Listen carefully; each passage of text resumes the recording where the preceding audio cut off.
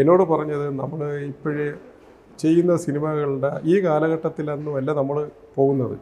1975 കാലഘട്ടങ്ങളിലേക്കാണ് നമ്മൾ പോകുന്നത്. അപ്പോൾ കഥ അങ്ങനെ ആയിരിക്കണം.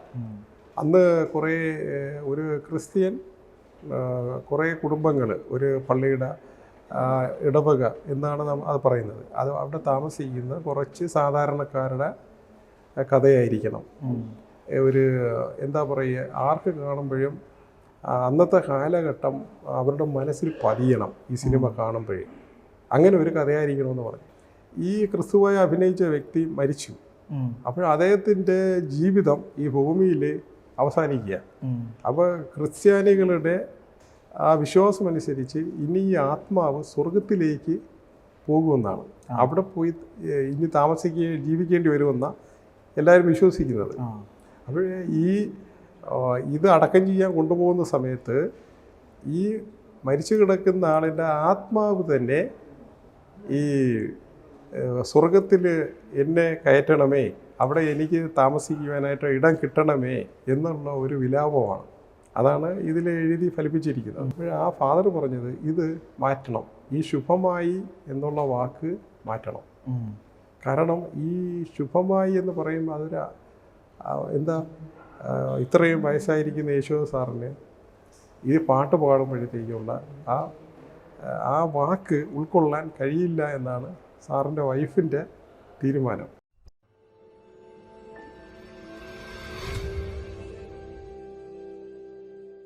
ഡിസംബർ 22 റിലീസാവുന്ന അടിയന്തരാവസ്ഥക്കാലത്തെ അനുരാഗം എന്ന സിനിമയിലെ പ്രൊഡ്യൂസറും സ്റ്റോറി റൈറ്ററും റീസിസ്റ്റുമായ ടൈറ്റസ് ആറ്റിനാണ് നമ്മുടെ കൂടെ ഉള്ളത്. Welcome to Mapstic Media. Thank you. അപ്പോൾ എങ്ങനെയാണ് ഈ ഒരു സിനിമയുടെ കഥയിലേക്ക് എത്തുന്നത്? ഈ സിനിമ എല്ലാവർക്കും ഒരു മോഹമാണല്ലോ, കഥ എഴുതുക, പാട്ട് എഴുതുക, അഭിനയിക്കുക എന്നുള്ളത്. അപ്പോൾ നമ്മുടെ ഇതിൽ സംവിധായകൻ ആലപ്പി അഷ്റഫുക്ക ഞാനും 18 വർഷമായിട്ടുള്ള ഒരു പരിചയമാണ്, സൗഹൃദമാണ്. അത് വെറും ഒരു സൗഹൃദമല്ല, ഞങ്ങൾ തമ്മിൽ ജ്യേഷ്ഠൻ അനുജൻ എന്നുള്ള ഒരു സൗഹൃദത്തിലാണ് ഞങ്ങൾ അങ്ങോട്ട് പോയിക്കൊണ്ടിരിക്കുന്നത്. അപ്പോൾ ഞാൻ വർഷങ്ങൾക്ക് മുമ്പ് തന്നെ നമ്മുടെ ഈ CD, കാസറ്റ്, ഈ കാലഘട്ടങ്ങളിൽ തന്നെ ഞാനിങ്ങനെ പാട്ട് എഴുതുകയും അത് MG ശ്രീകുമാർ ഇങ്ങനെ മറ്റുള്ളവരെ കൊണ്ട് അത് പാടിപ്പിച്ച് കേരളമൊട്ടാകെ ഈ ഡിസ്ട്രിബ്യൂട്ട് ചെയ്യുന്ന ഒരു കമ്പനി എനിക്കുണ്ടായിരുന്നു. ഫെലിസിറ്റ് ഓഡിയോ വീഡിയോ എന്നാണ് ആ കമ്പനിയുടെ പേര്. അങ്ങനെ കുറേ കാലങ്ങൾ ഇത് തുടർന്ന് പോകുന്ന സമയത്ത് പെട്ടെന്ന് തന്നെ ഈ CD പൈറസിയൊക്കെ വരുന്നു. ഈ മേഖലകളിലെല്ലാം നമ്മൾ ഇൻവെസ്റ്റ് ചെയ്യുന്നതിനെ തിരിച്ച് കിട്ടാത്ത സാഹചര്യങ്ങളൊക്കെ ഉണ്ടായി. അപ്പോഴേ ഞാൻ ചെയ്യുന്ന ഓരോ പ്രോജക്റ്റും ഇതിൻ്റെ കാസറ്റായിരുന്നാലും CD ആയിരുന്നാലും അഷറഫുക്ക കൈമാറാറുണ്ട്. അപ്പോൾ അദ്ദേഹം ഇത് കേട്ടിട്ട് പറയും നന്നായിരിക്കുന്നു എന്ന് പറയുമായിരുന്നു. ഒരെണ്ണം പോലും നല്ലതല്ല എന്ന് പറഞ്ഞിട്ടില്ല. അപ്പോൾ ഒരു ദിവസം ഞാൻ അഷറഫുക്കയോട് ചോദിച്ചു, എല്ലാം നല്ലതാണെന്ന് പറയുന്നല്ലോ, എന്തെങ്കിലും അപാകത ഉണ്ടെങ്കിൽ അതും പറയണമെന്ന് പറഞ്ഞു. അപ്പോൾ അതേ എന്നോട് പറഞ്ഞ മറുപടി, ടൈറ്റസേ, ഇത് ഞാൻ ഒരു കാര്യം നല്ലതാണെങ്കിൽ അത് നല്ലതാണെന്ന് തന്നെ പറയും. കാരണം ഞാൻ സിനിമ ഫീൽഡിൽ വന്നതിന് ശേഷം ക്വാളിറ്റി എങ്ങനെ മെയിൻറ്റെയിൻ ചെയ്യാം, അതാണ് അദ്ദേഹത്തിൻ്റെ ഏറ്റവും വലിയ ആഗ്രഹവും അദ്ദേഹത്തിൻ്റെ ഒരു മനസാക്ഷി തന്നെ അങ്ങനെയാണ്. അപ്പോൾ ടൈറ്റസ് എഴുതുന്ന എല്ലാ പാട്ടുകളും ഞാൻ കേൾക്കുമ്പോഴേ എനിക്ക് ഫീൽ ചെയ്യുന്നത് ടൈറ്റസ് എഴുതുന്ന എല്ലാ പാട്ടുകളിലും ഒരു കഥയുണ്ടായിരിക്കും. അത് കേൾക്കുന്നവർക്ക് വ്യക്തമായത് മനസ്സിലാകുകയും ചെയ്യുമെന്നാണ് എന്നോട് പറഞ്ഞത്. എന്നിട്ട് എന്നോട് അദ്ദേഹം പറഞ്ഞതാണ്, വർഷങ്ങൾക്ക് മുമ്പ് പറഞ്ഞതാണ്, ടൈറ്റസിന് സിനിമയ്ക്ക് വേണ്ടി കഥ എഴുതാൻ പറ്റും, പാട്ട് ചിട്ടപ്പെടുത്താനും പറ്റുമെന്ന് പറഞ്ഞിരുന്നു. പക്ഷേ അത് എനിക്ക് കേട്ടപ്പോൾ സന്തോഷമായിരുന്നു.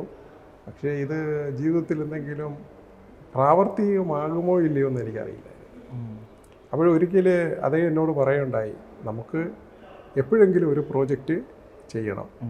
അപ്പോൾ അന്ന് ടൈറ്റസ് ആയിരിക്കണം കഥ എഴുതേണ്ടതും ഇതിൻ്റെ പാട്ടൊക്കെ എഴുതേണ്ടത് ടൈറ്റസ് ആയിരിക്കണമെന്ന് എന്നോട് പറയുകയും ചെയ്തു. അപ്പം ഞാനും അതങ്ങനെ മുമ്പോട്ട് പോവുകയായിരുന്നു. പെട്ടെന്നാണ് 2020 ഇങ്ങനെ ഒരു പ്രോജക്റ്റ് ചെയ്യണം എന്ന് അഷ്റഫുക്കയുടെ ഭാഗത്ത് നിന്ന് വീണ്ടും ഒരു നിർദ്ദേശം വരിക. അപ്പോഴും പെട്ടെന്ന് തന്നെ ഞങ്ങൾ സംസാരിച്ചു. ഞങ്ങൾക്കത് രണ്ടുപേരും കൂടെ എടുത്ത തീരുമാനങ്ങൾ നല്ലതായിരുന്നു. അതിനുശേഷമാണ് ഞങ്ങൾ ഇതിലേക്ക് തിരിയുന്നത്. അപ്പോൾ എന്നോട് പറഞ്ഞത് നമ്മൾ ഇപ്പോഴേ ചെയ്യുന്ന സിനിമകളുടെ ഈ കാലഘട്ടത്തിലൊന്നുമല്ല നമ്മൾ പോകുന്നത്. 1975 കാലഘട്ടങ്ങളിലേക്കാണ് നമ്മൾ പോകുന്നത്. അപ്പോൾ കഥ അങ്ങനെ ആയിരിക്കണം. അന്ന് ഒരു ക്രിസ്ത്യൻ കുറേ കുടുംബങ്ങൾ, ഒരു പള്ളിയുടെ ഇടവക എന്നാണ് അത് പറയുന്നത്. അത് അവിടെ താമസിക്കുന്ന കുറച്ച് സാധാരണക്കാരുടെ കഥയായിരിക്കണം. എന്താ പറയുക, ആർക്ക് കാണുമ്പോഴും അന്നത്തെ കാലഘട്ടം അവരുടെ മനസ്സിൽ പതിയണം ഈ സിനിമ കാണുമ്പോഴേ. അങ്ങനെ ഒരു കഥയായിരിക്കണമെന്ന് പറഞ്ഞു. അങ്ങനെ ഞാൻ കഥ എഴുതുകയും ആ കാലഘട്ടത്തെക്കുറിച്ചുള്ള കഥ എഴുതുകയും അത് അഷറഫൊക്കെ ഏൽപ്പിക്കുകയും ചെയ്തു. അത് വായിച്ചതിന് ശേഷം അദ്ദേഹം പറഞ്ഞു, നന്നായിരിക്കുന്നു, ഇനി ഇത് നമ്മുടെ ബാക്കിയുള്ള പണി ചെയ്തു കഴിയുമ്പോഴത്തേക്ക് ഇത് ഞാൻ ഉദ്ദേശിച്ചതേക്കാളും നല്ലൊരു കഥയായിരിക്കുമെന്നുള്ളത് എന്നോട് പറഞ്ഞു. എന്നിട്ട് പിന്നീട് എന്നോട് പറഞ്ഞത്, ഇനി 3 ഗാനങ്ങൾ ചിട്ടപ്പെടുത്തണം ഇതിനു വേണ്ടി എന്ന് പറഞ്ഞു. അപ്പോൾ ആദ്യം തന്നെ എന്നോട് പറഞ്ഞു, ഇതിൽ ഈ സിനിമയുടെ നായകൻ്റെ അപ്പനെന്ന് പറയുന്നത് ആ 75 കാലഘട്ടത്തിൽ ബൈബിൾ നാടകങ്ങൾ നമ്മൾ അവതരിപ്പിക്കാറുണ്ട്.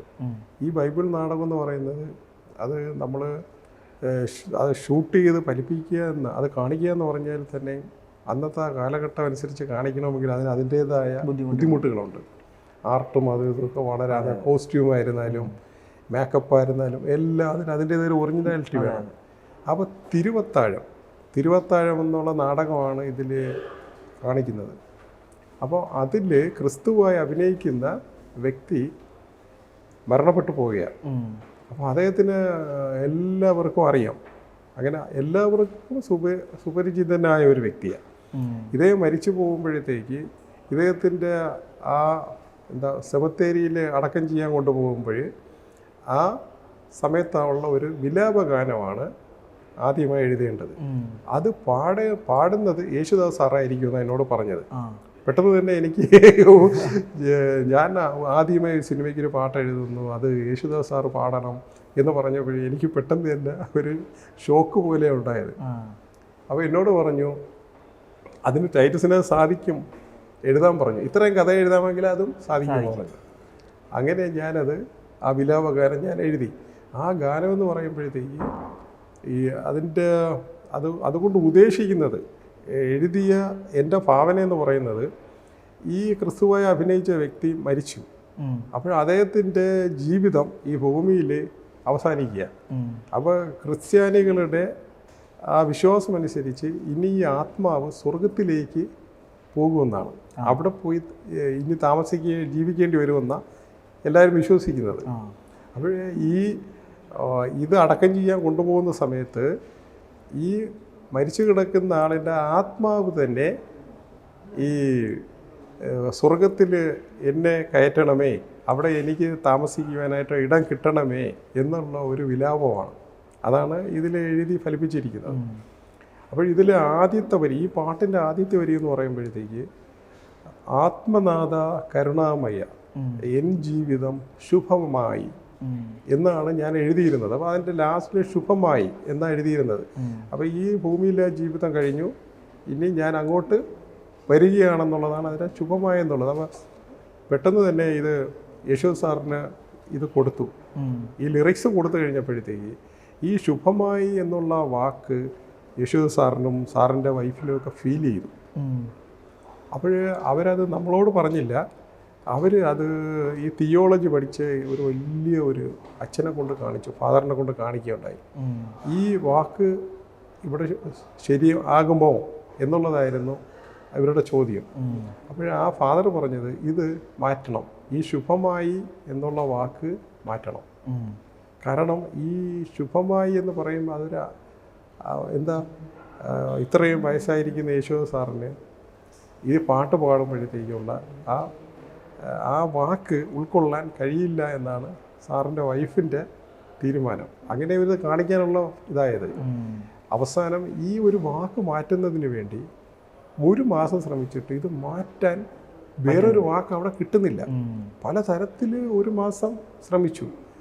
അവസാനം ഈ സാക്ഷ്യമായി എന്നുള്ളൊരു വാക്ക് പിന്നീട് കടന്നുകൂടുകയും അതനുസരിച്ച് അതവിടെ ഫിക്സ് ചെയ്തു.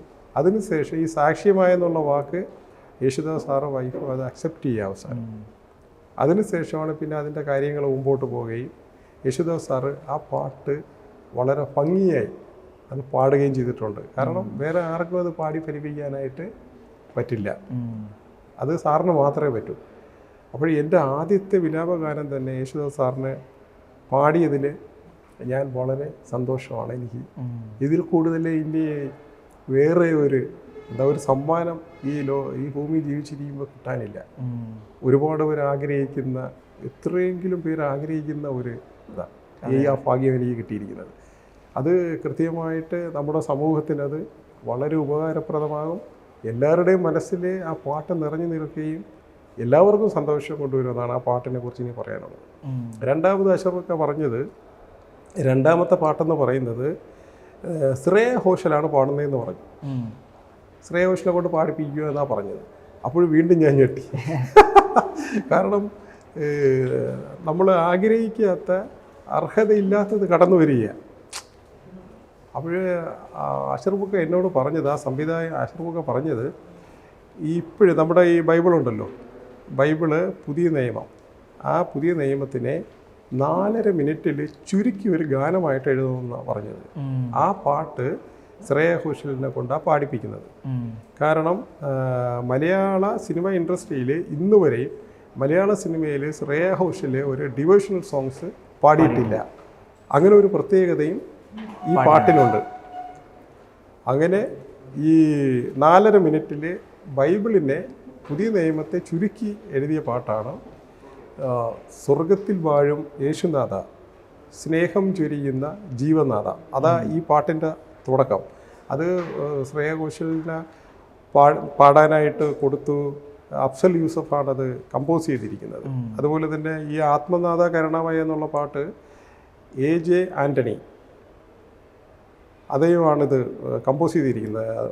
മരിയ ഡിജിറ്റൽ എന്ന് പറഞ്ഞ സ്റ്റുഡിയോ ഉണ്ട് മദ്രാസിൽ. യേശുദാസ് സാറിൻ്റെ ഇൻറ്റിമേറ്റ് ഫ്രണ്ടും കൂടിയാണ് അദ്ദേഹം അത് കമ്പോസ് ചെയ്തിരിക്കുന്നത്. അപ്പോൾ അഫ്സൽ യൂസഫിനെ അറിയാമല്ലോ. അഫ്സൽ യൂസഫ് സംസ്ഥാന അവാർഡൊക്കെ വാങ്ങിച്ചിട്ടുള്ളത്. അദ്ദേഹത്തിന് 2 കണ്ണും കണ്ടുകൂടാ. അപ്പോൾ ഇത് ആർക്ക് കൊടുക്കണം, ഇത് ഈ പാട്ട് കമ്പോസ് ചെയ്യാനായിട്ട് ആർക്ക് കൊടുക്കണം എന്നുള്ളത് ഇരുന്നപ്പോഴാണ് അഷറഫ് എന്നോട് പറഞ്ഞു, അഫ്സൽ യൂസഫ് ഇതിന് സൂട്ടബിൾ ആവുമെന്ന് തോന്നുന്നു പറഞ്ഞു. അപ്പോൾ എനിക്ക് അഫ്സൽ യൂസഫുമായിട്ട് പരിചയമില്ല. അപ്പോൾ ഞാൻ ഇദ്ദേഹത്തിനെ കുറിച്ച് ചോദിച്ചപ്പോഴാണ് അഷറഫൊക്കെ പറയുന്നത്, ഇദ്ദേഹത്തിന് 2 കണ്ണ് കണ്ടുകൂടാ, ജന്മന കണ്ടുകൂടാന്ന് പറഞ്ഞു. അപ്പോൾ പെട്ടെന്ന് എൻ്റെ മനസ്സിലേക്ക് തോന്നിയത്, ഈ വ്യക്തിക്ക് മാത്രമേ ഈ പാട്ടിൻ്റെ യഥാർത്ഥ ആ ഫീൽ ഉൾക്കൊണ്ട് കമ്പോസ് ചെയ്യാൻ പറ്റും. കാരണം ഇത് ഒരു ബൈബിളിലെ ഒരു തിയോളജി അനുസരിച്ചുള്ളതാണ്. അപ്പോൾ അദ്ദേഹം ഒരു 2 കണ്ണ് കണ്ടുകൂടായെങ്കിലും ഈ സംഗീതത്തെക്കുറിച്ച് ഒരുപാട് ഉൾക്കാഴ്ചയുള്ള ഒരാളും അവാർഡ് വാങ്ങിച്ചിട്ടുള്ള ആളാണ്. അപ്പോൾ അദ്ദേഹത്തിന് നമ്മളെക്കാളും കൂടുതൽ ജ്ഞാനവും പവറും ഉള്ളിലുണ്ടെന്നുള്ളത് എനിക്ക് മനസ്സിലായി. അങ്ങനെ ഈ പാട്ട് അദ്ദേഹത്തിന് ഏൽപ്പിച്ചു. അദ്ദേഹം അത് കമ്പോസ് ചെയ്ത് കേട്ട് കഴിഞ്ഞപ്പോഴത്തേക്ക് ഞാൻ എഴുതുന്ന എനിക്ക് ഒരു ടൂണ് കിട്ടും, അതിനേക്കാളും എത്രയോ മടങ്ങ് മുകളിലാണ് അദ്ദേഹം ചെയ്തിരിക്കുന്നത്. അപ്പോഴെനിക്ക് മനസ്സിലായി നമ്മൾ സെലക്ട് ചെയ്ത ആള് അത് പെർഫെക്റ്റ് ആണെന്ന് മനസ്സിലായത്. ഈ ശ്രേയ ഘോഷൽ മാഡത്തിന് ഇത് പാടാനായിട്ട് ഈ ലിറിക്സ് കൊടുത്തു. മാഡം ഇത് തിയോളജി പഠിച്ച വലിയ ഫാദർമാരെ കൊണ്ട് കാണിച്ചു. അതിൽ ഒരു വരി പോലും അത് വെട്ടിയിട്ടില്ല, എല്ലാം ക്ലിയർ ആയിരിക്കുന്നു എന്ന് മാത്രമേ പറഞ്ഞുള്ളൂ. അതിനുശേഷം മാഡം ഇത് പാടാനായിട്ട് തയ്യാറാക്കാൻ ഇതായി. പെട്ടെന്നാണ് ഒരാഴ്ച കഴിഞ്ഞപ്പോഴത്തേക്ക് അറിയുകയാണ് മാഡം പെർമനൻ്റാണ്. അതോടുകൂടി ഈ പാട്ടിന് പാടാൻ കഴിയില്ല, ഇനി റെസ്റ്റാണ് ആവശ്യം, റെസ്റ്റ് എടുക്കുകയാണെന്ന് പറഞ്ഞിട്ട് ഇത് തിരിച്ച് ഏൽപ്പിക്കുന്ന ഒരു ഭാഗമുണ്ടായി. അതിനുശേഷം നമ്മുടെ ഈ കൊറോണൻ്റെ ലാസ്റ്റൊക്കെ ഇങ്ങനെ നടന്നുകൊണ്ടിരിക്കുമ്പോഴത്തേക്ക് ഈ കാലഘട്ടം ഇങ്ങനെ കടന്നു പോവുകയാണ്. പെട്ടെന്ന് തന്നെ ഈ കൊറോണയുടെ ഇതൊക്കെ കഴിഞ്ഞതിന് ശേഷം ഇവരുടെ ഡെലിവറി കഴിഞ്ഞതിന് ശേഷം വീണ്ടും ഒന്ന് ട്രൈ ചെയ്ത് നോക്കിയപ്പോഴത്തേക്ക് പറഞ്ഞത്, ബോംബെയിൽ എത്തിക്കഴിഞ്ഞാൽ ഞാൻ പാടിത്തരാം, കാരണം കുഞ്ഞിൻ്റെ കാര്യങ്ങൾ നോക്കണം എന്ന് പറഞ്ഞു. അങ്ങനെ ഞാനും അഫ്സൽ യൂസഫും കൂടെ നേരെ ബോംബെക്ക് പോവുകയാണ്. അങ്ങനെ ഒരു പെർമിഷൻ കിട്ടിയതുകൊണ്ട് അവിടെ ചെല്ലുന്നു. ഞങ്ങൾ പോയി സ്റ്റുഡിയോയിൽ കാത്തിരുന്നു. ഒരു 2 മണിയായപ്പോഴത്തേക്ക് കുഞ്ഞുറങ്ങിയാലേ വരാൻ പറ്റത്തുള്ളൂ. അവർ ഉറങ്ങി കഴിഞ്ഞതിന് ശേഷം വരുന്നു എന്ന് പറഞ്ഞു. വന്നു. ഒരു 3 മണിക്കൂർ കൊണ്ട് നമ്മൾ എങ്ങനെ ആഗ്രഹിച്ചിരുന്നു അതിനേക്കാളും വളരെ ഫീൽഡിൽ അത് പാടി ഫലിപ്പിച്ചു. ആ പാട്ടും വളരെ ഇതായിരിക്കുക. ആ പാട്ട് അഷ്റഫ് സാറിൻ്റെ തന്നെ തീരുമാനമാണ്. അത് കുറേ കാലങ്ങൾ നിലനിൽക്കും. ഈ ഒരുപാട് ക്രിസ്തീയ ഗാനങ്ങൾ നമുക്ക് ഇറങ്ങിയിട്ടുണ്ട്. അപ്പോൾ പഴയ ഗാനങ്ങളെല്ലാം ഇന്ന് നിലനിൽക്കുന്നുണ്ട്. അതുപോലെ ഒരു ഫീലുള്ള ഒരു പാട്ടായിരിക്കും ഇതെന്ന് അദ്ദേഹം പറയുകയും ചെയ്തു. അങ്ങനെ ശ്രേയ ഘോഷലിൻ്റെ കാര്യവും അവിടെ നമുക്ക് സന്തോഷമായി പാടിക്കഴിഞ്ഞു. എനിക്കും വളരെ സന്തോഷമായി. അടുത്ത പാട്ടെന്ന് പറയുന്നത് റൊമാൻറ്റിക് സോങ് വേണമെന്ന് പറഞ്ഞു. അപ്പോഴത് പാടുന്നത് നജീബ് അർഷാദും ഷീതാ മോഹനും കൂടെ ആയിരിക്കും എന്ന് പറഞ്ഞു. അപ്പോഴും ഞാൻ ചോദിച്ചു കുറച്ചുകൂടെ മാറ്റിപ്പിടിച്ചുകൂടെ എന്ന് ചോദിച്ചു. വേറെ ആരെങ്കിലും? അപ്പോഴേ യേശുദാസ് സാറ്, ശ്രേയ ഘോഷൽ അങ്ങനെയാണല്ലോ. അപ്പോഴും പറഞ്ഞത് ഇവർ സംസ്ഥാന അവാർഡ് വാങ്ങിയവരാണ് രണ്ടുപേരും. അപ്പോൾ നമുക്ക് ആ ക്വാളിറ്റി അവർ രണ്ടുപേരും ഫീല് നന്നായിരിക്കും. ഈ റൊമാൻറ്റിക് സോങ്ങിന് അതാണ് ഇപ്പോഴത്തെ നമ്മുടെ യങ്സിന് ട്രെൻഡ് അതായിരിക്കുമെന്ന് പറഞ്ഞു. അങ്ങനെ അവർക്ക് രണ്ടുപേർക്ക് പാട്ട് പാടുന്നതിന് കൊടുക്കാൻ തീരുമാനിച്ചു. അത് ഞാൻ എഴുതി. അപ്പോഴും ഞാൻ ആദ്യം എഴുതിയത് പ്രണയമാകുന്ന തോണിക്കാരി എന്നുള്ള ഒരു വരി വെച്ച് ഞാനത് തുടങ്ങിയത്. അങ്ങനെ ഒരു പാട്ട് എഴുതി കൊടുത്തു. അത് കമ്പോസ് ചെയ്തിരിക്കുന്നത് TS ജയരാജാണ്. അദ്ദേഹം പുനലൂർക്കാരനാണ്. ത്യാഗരാജ മ്യൂസിക് കോളേജിൻ്റെ ഇപ്പോഴത്തെ ഡയറക്ടറാണ്. അവരുടെ ഫാമിലി എല്ലാം ചെറിയ വയസ്സ് മുതലേ എല്ലാം ഈ സംഗീതത്തിൻ്റെ മേഖലയിലുള്ളതാണ്. അവർക്ക് എല്ലാം ഇതിൻ്റെ എല്ലാ മൈന്യൂട്ട് കാര്യങ്ങൾ വരെ എല്ലാം അറിയാം. അത്ര മിടുക്കനായ ജയരാജ ഇത് ചെയ്തത്. അപ്പോൾ ആദ്യം ഈ പാട്ടാണ് എഴുതി വിട്ട് കൊടുത്തത്. ഈ പാട്ട് അദ്ദേഹത്തിൻ്റെ കയ്യിൽ കിട്ടി. ഇദ്ദേഹം അതിൻ്റെ ഒരു ആദ്യത്തെ കഴിഞ്ഞിട്ട് ഇത് അയച്ചു തന്നപ്പോൾ പാട്ട് എഴുതിയ എനിക്ക്, അപ്പം ഞാനാണല്ലോ ഇതിൽ കഥയും എഴുതിയിരിക്കുന്നത്. അപ്പോൾ നമ്മുടെ ജോഡികൾക്ക് ഞാൻ ഉദ്ദേശിക്കുന്ന രീതിയിലുള്ള പ്രണയം ഈ പാട്ടിലെ കൂടെ കിട്ടുന്നതായി എനിക്ക് ഫീൽ ചെയ്തില്ല. ഷൂട്ട് ചെയ്തപ്പോൾ അല്ല, ഈ ആദ്യം എഴുതി കൊടുത്ത പാട്ട് ഈ ഫസ്റ്റ് റൗണ്ടിൽ കമ്പോസ് ചെയ്തിട്ട് അതൊന്ന് കേൾക്കാൻ വേണ്ടി നമുക്ക് MP3 ആയിട്ട് അയച്ചു തരും. അത് കേട്ട് കഴിഞ്ഞപ്പോൾ എനിക്ക് ആ ഫീല് കിട്ടിയില്ല. ഞാൻ പറഞ്ഞു ഇത് ഈ സിനിമയിലെ നായകനും നായികയ്ക്കുമുള്ള പ്രണയം ഈ പാട്ടിൽ കിട്ടില്ല എന്ന് പറഞ്ഞു. അപ്പോൾ നമ്മുടെ ജയരാജ് പറഞ്ഞത് എനിക്കിത് വളരെ ഇഷ്ടപ്പെട്ടു എന്ന് പറഞ്ഞു. അപ്പോൾ അഷ്റഫൊക്കെ പറഞ്ഞു എനിക്കും വളരെ ഇഷ്ടപ്പെട്ടെന്ന് പറഞ്ഞു. പക്ഷേ ഞാൻ പറഞ്ഞു എനിക്കിത് ഇഷ്ടപ്പെട്ടില്ല എന്ന് പറഞ്ഞു. അപ്പോൾ എൻ്റെ അടുത്ത് ചോദിച്ചു ഇനി എന്താണ്? ഞാൻ പറഞ്ഞു നമുക്ക് പുതിയ പാട്ട് എഴുതാം. അങ്ങനെ ആ പാട്ട് മാറ്റിയിട്ടാണ് ഇപ്പോഴ് പ്രണയത്തിൻ പൂവേ പ്രേമത്തിൻ തേനെ എന്നുള്ള ഇപ്പോഴും റിലീസ് ചെയ്തിരിക്കുന്ന പാട്ട് എഴുതുന്നത്. ഈ പാട്ട് ഞാൻ എഴുതി അയച്ചു കൊടുത്ത് അഷ്റഫൊക്കെ പറഞ്ഞു പഴയതിനേക്കാൾ നന്നായിരിക്കുന്നു എന്ന് പറഞ്ഞു. അതിലെ എല്ലാ വരികളും പ്രണയത്തിൻ്റെ സ്പെഷ്യലാണ്. അപ്പോൾ കമ്പോസ് ചെയ്ത അദ്ദേഹത്തിനും ഒരു 4 ദിവസം കഴിഞ്ഞപ്പോഴത്തേക്ക് അതുമായി അതിനെ അദ്ദേഹം പ്രണയിച്ചു. ആ വരികൾ നല്ലപോലെ കമ്പോസ് ചെയ്തു എനിക്ക് ഇട്ട് തന്നു. ഞങ്ങൾ കേട്ടപ്പോൾ ഞാൻ ഉദ്ദേശിച്ച ആ പ്രണയം ആ പാട്ടിൽ ഉണ്ട്. അത് ആദ്യം തന്നെ മനസ്സിലായി. ഇപ്പം നമുക്കൊരു 13 വയസ്സായ ഒരാളായിരുന്നാലും 100 വയസ്സ് വരെ ജീവിച്ചിരിക്കുന്ന ഒരാളായിരുന്നാലും ശരി, ഈ പാട്ട് കേൾക്കുമ്പോൾ ആ പ്രണയത്തിൻ്റെ ഫീല് കിട്ടും. അത് തന്നെയായിരുന്നു എൻ്റെ മനസ്സിലാഗ്രഹം. എങ്കിൽ മാത്രമേ നമുക്ക് 1975 കാലഘട്ടത്തിലെ ആ ഫീലിലേക്ക് നമുക്ക് ഈ പാട്ടിനെ കൊണ്ടുവരാൻ പറ്റത്തുള്ളൂ. അങ്ങനെ അതിൻ്റെ ഓരോ വരികളും ഓരോ വരി കഴിയുന്തോറും പ്രണയം ഇങ്ങനെ കൂടി വന്നുകൊണ്ടേയിരിക്കും. ആ പാട്ട് എഴുതാൻ സാധിച്ചു. അത് ഇന്നത്തെ തലമുറയ്ക്ക് എല്ലാവർക്കും അത് പാടി നടക്കാനുള്ള ഒരു ഭാഗ്യമായിരിക്കും. അത് ഈ ക്യാമ്പസുകളിൽ എല്ലാവർക്കും അത് ഉപയോഗപ്രദമാവും. കാരണം അന്നത്തെ കാലഘട്ടത്തിലെ ആ പ്രണയവും ഇന്നത്തെ രണ്ടും വ്യത്യസ്തമാണ്. എങ്കിലും ആ കാലഘട്ടത്തിൽ ഇങ്ങനെയൊക്കെ ആയിരുന്നു പ്രണയം. അന്നത്തെ പ്രണയ പാട്ടുകളെല്ലാം ഇങ്ങനെയായിരുന്നു എന്ന് നമുക്ക് വ്യക്തമായിട്ട് കാണിച്ചു കൊടുക്കാനും പറ്റും. അങ്ങനെ വളരെ സന്തോഷമായിട്ട് ഇപ്പോൾ 22-ാം തീയതി റിലീസാകാൻ പോകുന്ന ഈ സിനിമയിൽ എല്ലാം മധുരകരമായിരിക്കും എന്നുള്ള ഒരു വിശ്വാസമുണ്ട് കേട്ടോ. ഇപ്പോൾ ഈ സിനിമ നമ്മുടെ പ്രേക്ഷകരായിട്ട് എന്താണ് കമ്മ്യൂണിക്കേറ്റ് ചെയ്യുന്നത്? ഈ സിനിമയെ കമ്മ്യൂണിക്കേറ്റ് ചെയ്യുന്നതെന്ന് പറയുന്നത് പ്രണയം തന്നെയാണ്. അതായത് അടിയന്തരാവസ്ഥ കാലത്തെ അനുരാഗം. അടിയന്തരാവസ്ഥ കാലത്തെ അനുരാഗം എന്ന് പറയുമ്പോൾ അന്നത്തെ കാലഘട്ടത്തിലെ അനുരാഗമാണ്. അടിയന്തരാവസ്ഥ കാലത്ത് ഈ പ്രണയത്തിന് കുച്ചുവിലങ്ങിടുന്നുണ്ടായിരുന്നു. എല്ലാ തലങ്ങളിലും ഒരു സ്വാതന്ത്ര്യം മനുഷ്യനിൽ നിന്ന് എടുക്കപ്പെടുന്ന ഒരുപാട് സംഭവങ്ങൾ ഉണ്ടായിരുന്നു. ആ കാലഘട്ടത്തിൽ നമ്മൾ ലെറ്റർ കൊടുത്തും അല്ലെങ്കിൽ ലെറ്റർ എവിടെയെങ്കിലുമൊക്കെ നമ്മൾ കുഴിച്ചിട്ടും ദൂതും അയച്ചും അല്ലെങ്കിൽ വേറെ ദൂതന്മാരെ കൊണ്ട് അയച്ചും നമ്മൾ ഏതെങ്കിലും തെങ്ങിൻ്റെ മൂടൊക്കെ ഉണ്ടല്ലോ അവിടെയൊക്കെ കുഴിച്ചിട്ടിരിക്കും. അങ്ങനെ നമ്മൾ അങ്ങനെയൊക്കെയായിരുന്നു കൈമാറിക്കൊണ്ടിരുന്നത്. അത് ഉണ്ടോയെന്ന് ചോദിച്ചാൽ ലെറ്റർ ഈ ദൂതർ വഴി കൊടുക്കുന്ന അതുണ്ട്. അതായത് ഇപ്പോഴും ഒരു പെൺകുട്ടി അവളുടെ ഇൻറ്റിമേറ്റ് ഫ്രണ്ടിൻ്റെ അടുത്ത് അവളുടെ കാമുകൻ്റെ കൂട്ടുകാരൻ്റെ കയ്യിലൊക്കെ ഏൽപ്പിക്കുന്ന രീതിയിലുള്ള രംഗങ്ങളൊക്കെ ഇതിലുണ്ട്. അപ്പോൾ അതെല്ലാം ഇങ്ങനെ കാണിച്ചു കൊടുക്കുക. ഇന്ന് നമുക്ക് മൊബൈലിൽ ഇങ്ങനെ നോക്കിക്കഴിഞ്ഞാൽ എല്ലാമായി.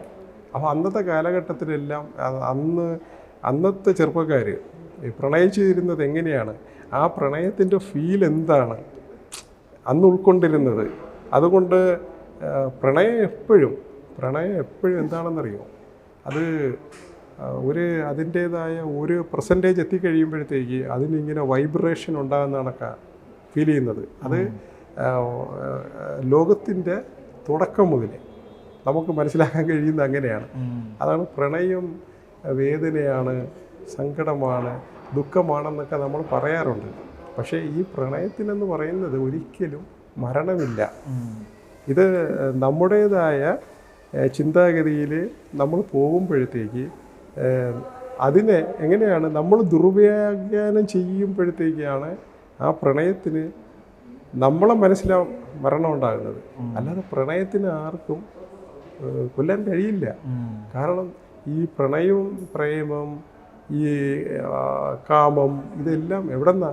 ഈശ്വരൻ തന്നെയാണ് നമുക്ക് തന്നിരിക്കുന്നത്. അത് ദൈവീയമായ ഒരു വലിയ ഔഷധമാണത്. അതിനെ നമുക്ക് മനസ്സിലാകാതെ വരുമ്പോഴാണ് ഇങ്ങനെയൊക്കെ സംഭവിക്കുന്നത്. അപ്പോൾ അതുകൊണ്ട് ഇതിനൊന്നും ഒരിക്കലും മരണമില്ല. ഇതെല്ലാം ദൈവത്തിൻ്റെ ദാനങ്ങളായിട്ടാണ് നമ്മൾ സ്വീകരിക്കേണ്ടത്. അപ്പോൾ അതാണ് അന്നത്തെ പ്രണയവും ഇന്നത്തെ പ്രണയവും തമ്മിലുള്ള വ്യത്യസ്തമായി. ഇന്നത്തെ കാലഘട്ടത്തിൽ നമുക്ക് നോക്കിയാൽ അറിയാം, ചില പ്രണയങ്ങളെല്ലാം 3 മാസം 6 മാസം അതിൽ തന്നെ കൊഴിഞ്ഞു പോകുന്നത് കാണാം. പഴയ കാലത്ത് അങ്ങനെയല്ല. മാക്സിമം അതിലേക്ക് ഉറച്ചു നിൽക്കാൻ തന്നെ അതിനുവേണ്ടി മനസ്സ് ഉറപ്പിക്കുന്നത്, എന്ത് അഡ്ജസ്റ്റ്മെൻറ്റിനും തയ്യാറാകുന്ന കുറേ ഒക്കെ ഉണ്ടായിരുന്നു ആ കാലഘട്ടത്തിൽ. അപ്പോൾ അതിനെ നോക്കിക്കഴിഞ്ഞാൽ പ്രണയത്തിന് വാല്യൂ ഇല്ലാന്ന് ആണ് തോന്നുന്നത്. അങ്ങനെയല്ല, ഞാൻ പറഞ്ഞില്ലേ, പ്രണയത്തിന് ഒരിക്കലും മരണമില്ല.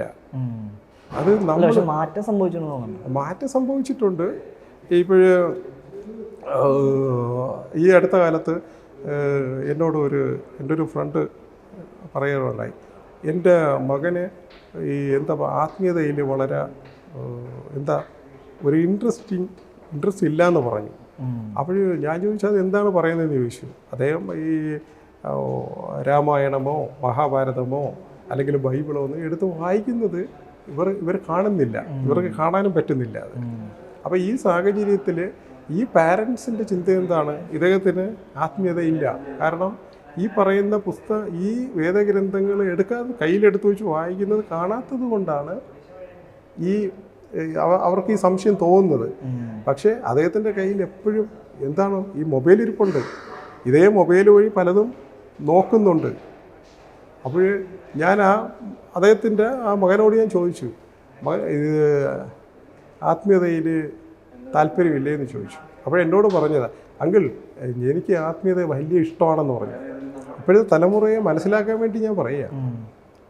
അപ്പോൾ ഞാൻ ചോദിച്ചു, വീട്ടിലിങ്ങനെ ഒന്നും ചെയ്യുന്നില്ല എന്ന് ഞാൻ അറിഞ്ഞു എന്ന് പറഞ്ഞു. അപ്പോൾ പറഞ്ഞെന്താണെന്നറിയോ, ഞാൻ എല്ലാ ദിവസവും എൻ്റെ ആത്മീയതയ്ക്ക് വേണ്ടിയുള്ളത് ഞാൻ വായിക്കുന്നുണ്ട്.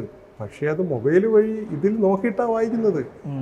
ഞാൻ ആ മതഗ്രന്ഥം വീട്ടിൽ ഇരിക്കുന്നത് എടുത്ത് വായിക്കുന്നില്ലെന്നേ ഉള്ളൂ. അപ്പോഴാണ് എനിക്ക് മനസ്സിലായത്, നമുക്ക് നേരത്തെ കാലഘട്ടത്തിൽ ഉണ്ടായിരുന്നേക്കാളും ആത്മീയതയും പ്രണയമെല്ലാം ഇതെല്ലാം ഇന്ന് നിലവിലില്ലേ.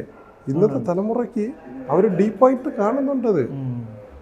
പിന്നീട് നമ്മുടെ ഈ ലോകത്തിൻ്റെ പോക്കനുസരിച്ച് ഇപ്പോൾ ആ രീതി അനുസരിച്ച് ഇപ്പോൾ എൻ്റെ കാലഘട്ടത്തിലൊന്നും എനിക്ക് നമുക്ക് ഈ ഒരു കത്തയച്ചാലും നമുക്ക് എപ്പോഴാണ് കിട്ടുന്നത്, അവർക്ക് ആ മറുപടി കിട്ടുന്നത്, ഇതെല്ലാം ഓൺ ദ സ്പോട്ടിൽ നിന്ന് നമുക്ക് കിട്ടില്ലേ.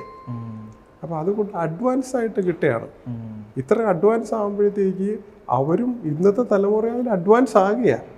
പക്ഷേ ഈ പഴയ കാലങ്ങളിലുള്ളവർക്ക് ചിലപ്പോഴത് മനസ്സിൽ തെറ്റായി തോന്നാം, വ്യാഖ്യാനിക്കാം.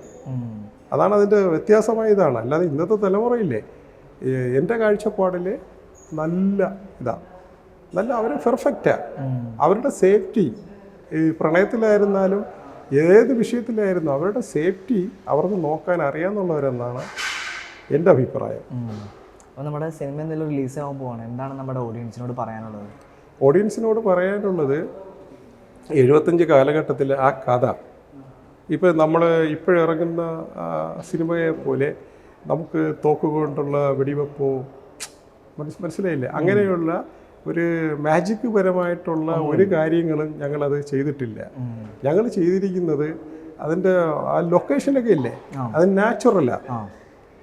കാരണം ഈ അടുത്ത കാലത്തൊന്നും ഇത്രയും ഒരു ബ്യൂട്ടിഫുൾ ആയിട്ടുള്ള ഒരു ലൊക്കേഷനിലെ ഒരു സിനിമ വന്നിട്ടില്ല. അപ്പം ഞങ്ങളുടെ ആ ലൊക്കേഷൻ തന്നെ അതെല്ലാം നാച്ചുറലായിട്ടാണ് ചെയ്തിരിക്കുന്നത്. അതിനുവേണ്ടി ഞങ്ങൾ ഒരുപാട് കഷ്ടപ്പെട്ടു. ഇപ്പോൾ 1975 കാലഘട്ടം എന്ന് പറയുമ്പോഴത്തേക്ക് അന്നത്തെ ബസ്, കാറ്, അംബാസഡർ കാറ്, അന്നത്തെ ബൈക്ക്, അന്നത്തെ സൈക്കിൾ റിക്ഷ, ഇതിങ്ങനെയുള്ള കുറേ ഐറ്റങ്ങളുണ്ട്. ഇതെല്ലാം ഞങ്ങൾ ഇതിൽ കൊണ്ടുവന്നെന്നുള്ളതാണ്. പിന്നെ അന്നത്തെ കാലഘട്ടങ്ങളിലെ വീടുകൾ, നമുക്ക് ആ വീടുകൾ അങ്ങനെ ആയിരിക്കണം, അന്നത്തെ റോഡുകൾ, അന്നത്തെ ടൗണ്. അപ്പോൾ ഇതെല്ലാം ഞങ്ങൾ വളരെ അത്രയും പരിശ്രമത്തിൽ കൂടെ ഇതെല്ലാം ഞങ്ങൾ കൊണ്ടുവന്ന് അതിൻ്റേതായ ആ ക്വാളിറ്റി ഉണ്ടാക്കിയിട്ടുണ്ട്. അപ്പോൾ ഈ ചോദിച്ചതുപോലെ അവർക്ക് കൊടുക്കുന്ന മെസ്സേജ് എന്താണെന്ന് ചോദിച്ചാൽ, ഈ അന്നത്തെ കാലഘട്ടത്തിൽ ഇങ്ങനെയൊക്കെ ആയിരുന്നു എന്ന് കാണിച്ചു കൊടുക്കുക. ഇന്നത്തെ കാലത്തുള്ളവർക്ക് അതെ കാണിച്ചു കൊടുക്കുക. ഇന്നത്തെ തലമുറയ്ക്ക് അത് കാണാൻ ആഗ്രഹമുണ്ട്. ഒരുപാട് പേര് ആഗ്രഹിക്കുന്നുണ്ടായിരിക്കും, പക്ഷെ അവരത് പുറത്ത് പറയുന്നില്ല. പക്ഷേ ഇങ്ങനെ ഒരു സിനിമയിൽ കൂടെ അവർക്ക് കാണാൻ കഴിയുമ്പോഴത്തേക്ക് അവർക്ക് മനസ്സിലാവും, ഞങ്ങളുടെ മുൻ തലമുറക്കാരെല്ലാം ഇങ്ങനെയായിരുന്നു, ഈ ഒരു മനോഹരമായിട്ടുള്ള ഇതൊക്കെ ആയിരുന്നു അന്ന് അവരെല്ലാം ജീവിച്ചു പോയ സാഹചര്യം എല്ലാ തലത്തിലും എന്ന് അവർക്ക് മനസ്സിലാവും. അതുപോലെ തന്നെ ആ പാട്ട് തന്നെ, അന്നത്തെ പ്രണയത്തിൻ്റെ ആ മധുരം എന്താണെന്നുള്ളത് മനസ്സിലായില്ലേ. ആ പ്രണയത്തിന് എന്ത് സംഭവിക്കുന്നു എല്ലാം അതിൽ വളരെ വ്യക്തമായിട്ട് തന്നെ അത് വരച്ച് കാണിക്കുകയാണ്. അങ്ങനെയുള്ള നല്ല നല്ല മെസ്സേജുകൾ കൊടുക്കുന്നുണ്ട്. പിന്നെ പഴയ കാലഘട്ടത്തിലെ ഓരോരുത്തരുടെയും ചിന്താഗതിയും ഇപ്പോഴുള്ളവരുടെ ചിന്താഗതിയും തമ്മിൽ കുറച്ച് വ്യത്യസ്തമായതുണ്ട്. അതുകൊണ്ട് കാലഘട്ടങ്ങളെ മനസ്സിലാക്കിയിട്ട് എന്ത് ചെയ്യണം, ഇപ്പോൾ പാരൻസ് ആയിരുന്നാലും മക്കളായിരുന്നാലും അവരുടേതായ അതേ സ്റ്റാൻഡിൽ വളരെ കരുതലോടുകൂടി മുമ്പോട്ട് പോകാനുള്ള നല്ല മെസ്സേജും ഇതുവഴി കൊടുക്കുന്നുണ്ട്. അപ്പോൾ എല്ലാവർക്കും ഈ പ്രണയം എന്ന് പറയുന്നത് എല്ലാവർക്കും ആവശ്യമാണ്. പ്രണയമില്ലാതെ ലോകത്ത് ജീവിക്കാൻ പറ്റില്ല. പ്രണയമില്ലാതെ ഒരിക്കലും ജീവിക്കാൻ പറ്റില്ല നമുക്ക്. പ്രണയിക്കാൻ അറിയാത്തവരുടെ ജീവിതം ഒരിക്കലും മധുരമായിരിക്കില്ല. പ്രണയിക്കുന്നവർക്ക് മാത്രമേ ആ മധുരമായ ജീവിതം അത് ആസ്വദിക്കാൻ പറ്റത്തുള്ളൂ. അതിന് നമ്മൾ ചില ആൾക്കാർ ചിന്തിക്കുന്നത് പ്രണയം ഒരു തെറ്റായി വ്യാഖ്യാനിക്കുന്നവരുണ്ട്. പെട്ടെന്ന് തന്നെ നമ്മൾ പ്രണയം എന്ന് പറയുമ്പോൾ ചിലരുടെ ശരീരഭാഷയിൽ തന്നെ പെട്ടെന്ന് തന്നെ പലതരത്തിലുള്ള തെറ്റായ ചിന്താഗതികൾ വരുന്നുണ്ട്. അതാ പറഞ്ഞത്, പ്രണയത്തിന് മരണമില്ല. പ്രണയിക്കാൻ അറിയില്ലെങ്കിൽ, പ്രണയം എന്താണെന്ന് അറിഞ്ഞില്ലെങ്കിൽ ജീവിതത്തിൽ മധുരമുണ്ടാകില്ല. മനസ്സിലായില്ലേ? അതെല്ലാം നമ്മൾ ഇതുവഴി കറക്റ്റ് വരച്ച് കാണിക്കുകയാണ്. ഇപ്പോൾ എക്സാമ്പിൾ ഇതിൽ ഒരു പ്രധാന സീനുണ്ട് ഇതിൽ. ഇപ്പോൾ നായകനും നായികയും വളരെ ഡീപ്പായിട്ടുള്ള പ്രണയത്തിലാണ് ഈ സിനിമയിൽ ഞങ്ങൾ കാണിക്കുന്നുണ്ട്. ആ ഡീപ്പായിട്ടുള്ള പ്രണയം കടന്നു പോകുമ്പോൾ അവരുടെ ആ ഫ്യൂച്ചറിൽ അവർക്ക് ഒരുമിച്ച് ജീവിക്കണ്ടേ? അപ്പോൾ നമുക്കൊരു ജോലി വേണ്ടേ? അപ്പോൾ ആ ജോലി ഉണ്ടെങ്കിലല്ലേ നമുക്ക് ജീവിക്കാൻ പറ്റൂ. ഒരു പുരുഷന് ജോലി ഉണ്ടെങ്കിൽ ഒരു സ്ത്രീയെ സംരക്ഷിക്കാൻ പറ്റൂ. അങ്ങനെ ഒരു വ്യക്തിക്ക് മാത്രമേ ആ പെണ്ണിൻ്റെ അപ്പനും അമ്മയും പിടിച്ചു കൊടുക്കാത്തുള്ളൂ, കല്യാണം കഴിപ്പിച്ച് കൊടുക്കാറുള്ളൂ. അപ്പോൾ ആ ഒരു സാഹചര്യത്തിൽ ഇതിൽ സംഭവിക്കുന്നത് ഇവർ ഡീപ്പായിരിക്കുന്ന പ്രണയത്തിൽ പെട്ടെന്ന് തന്നെ അവർക്കൊരു ഒരു ടേണിംഗ് പോയിൻ്റ് വരിക അവിടെ. അപ്പോൾ ഇവരുടെ കല്യാണം നടക്കുമെന്നും അതുവഴി ഇവർക്ക് സന്തോഷമായി ഇരിക്കുവാനുള്ള ഒരു സാഹചര്യം ഒത്തുവരികയും ചെയ്യുന്ന ഒരു സാഹചര്യമുണ്ട്. ഈ സാഹചര്യത്തിൽ പെട്ടെന്ന് തന്നെ ഇതിൽ ഒരാൾ പറയുക, ഈ ഭാഗ്യം എന്നോടൊരു സത്യയ്ക്ക് എന്താണെന്ന് ചോദിക്കുമ്പോൾ പറയുക, നമ്മുടെ പ്രണയം കളഞ്ഞിട്ട് ദൂരേക്ക് പോകരുത്, അത് എനിക്ക് സഹിക്കാൻ പറ്റില്ല. അപ്പോൾ അവരുടെ ജീവിതത്തിൽ വരുന്ന ആ പ്രത്യേകത, അവിടെ അവർക്ക് കിട്ടുന്ന ആ പ്രൊട്ടക്ഷൻ, അവർക്ക് ഒരുമിക്കാൻ കിട്ടുന്ന ആ സാധ്യത അവിടെ നഷ്ടപ്പെടുത്തുകയാണ്. മനസ്സിലായില്ലേ? അതോടുകൂടി പിന്നെ അവർക്ക് ഒരുമിക്കാൻ പറ്റുന്നില്ല. ആ റീസൺ കാരണം ഒരുമിക്കാൻ പറ്റുന്നില്ല. അവർ രണ്ടുപേരും 2 വർഷത്തേക്ക് പിരിഞ്ഞു പോകേണ്ട സാഹചര്യം ഉണ്ടാകുന്നു. മനസ്സിലായില്ലേ? അപ്പോൾ അതിൽ ആരാണോ പ്രണയത്തിന് വേണ്ടി എല്ലാ ദിവസവും കാണുന്ന ആ പ്രണയത്തെ നിലനിർത്തണമെന്ന് പറഞ്ഞിട്ട് ആരാണോ ഈ നമുക്ക് കിട്ടുന്ന ഈ നല്ല അവസ്ഥ വേണ്ട എന്ന് പറഞ്ഞത്, ആ വ്യക്തി എന്തായിത്തീരുന്നെന്നറിയോ? നല്ല വ്യക്തിയായിത്തീരുന്നു. അത് കേട്ടിട്ട് അത് ശരി, എന്നാൽ ഞാനത് ഉപേക്ഷിക്കുന്നു എന്ന് പറയുന്ന വ്യക്തി പ്രണയത്തിനെ കൊല്ലുന്ന, പ്രണയത്തെ മനസ്സിലായില്ലേ, നശിപ്പിക്കുന്ന ഒരു വ്യക്തിയെ പോലെ ആയിത്തീരുക അവിടെ. ഇതിൻ്റെ കഥ വളരെ ഡീപ്പായിട്ടുള്ള പ്രണയത്തിൻ്റെ അപ്പം നമുക്ക് ഇതിൽ ഇപ്പോൾ എനിക്ക് പറയാനുള്ളത്, നമ്മൾ പ്രണയിക്കുമ്പോഴത്തേക്ക് ആ പ്രണയം നമ്മൾ ഒരുമിച്ച് ചേർന്ന് മുമ്പോട്ട് പോകുക എന്നുള്ളതാണ്. അത് വരുന്നത് നമ്മൾ തരണം ചെയ്ത് നമ്മൾ കൊണ്ടുപോകുക എന്നുള്ളതാണ്. ആ സാഹചര്യം മിക്കവരിൽ നിന്നും നഷ്ടപ്പെടുന്നു സാഹചര്യങ്ങളുടെ സമ്മർദ്ദത്തിൽ. അങ്ങനെ ആ പ്രണയം എന്ത് ചെയ്യുന്നറിയോ? ഒന്നിക്കാൻ പറ്റാത്ത പ്രണയമായി തീരുന്നു. അത് പ്രണയത്തിൻ്റെ തെറ്റല്ല, അത് നമ്മുടെ ചിന്താഗതിയുടെയും സംഭവിക്കുന്നതാണ്. അപ്പോൾ ഇതിൽ കൊടുക്കുന്ന മെസ്സേജ് ഇതാണ്: പ്രണയിച്ചാൽ സത്യസന്ധമായി പ്രണയിക്കുക, മുമ്പോട്ട് പോവുക. അവിടെ വരുന്ന പ്രതിസന്ധികളെ ആ പ്രണയിക്കുന്നവർ തരണം ചെയ്യുക. ആ മെസ്സേജാണ് ഇതിൽ ഏറ്റവും കൂടുതൽ കൊടുക്കുന്നത്. അത് ഇന്നത്തെ തലമുറയ്ക്ക് വളരെ ഒരു ഗുണകരമായിരിക്കുമെന്നാണ് കഥ എഴുതിയുന്ന ആളെന്ന് കഴിഞ്ഞു, ആ റൊമാൻറ്റിക് സോങ്ങൊക്കെ എഴുതിയുന്ന ആളെന്ന രീതിയിലും എൻ്റെ അഭിപ്രായം. അപ്പോൾ എന്തായാലും സിനിമ ഇറങ്ങുമ്പോൾ ഒരു ഗംഭീര വിജയമാവട്ടെ എന്ന് ആശംസിക്കുന്നു. ഓക്കെ, ഇതുപോലെ ഒരുപാട് നല്ല നല്ല സിനിമകൾ താങ്കൾക്ക് ചെയ്യാൻ പറ്റട്ടെ എന്ന് ആശംസിക്കുന്നു. ഉറപ്പായിട്ടും. Thank you so much. നിങ്ങളുടെ എല്ലാവരുടെയും സമൂഹത്തിൻ്റെയും എല്ലാ സപ്പോർട്ടും എല്ലാം ഉണ്ടായിരുന്നതിൽ അടുത്ത ഇതുപോലൊരു പ്രോജക്റ്റിൽ വീണ്ടും നമുക്ക് കാണാം. എല്ലാവർക്കും നന്ദി, നമസ്കാരം.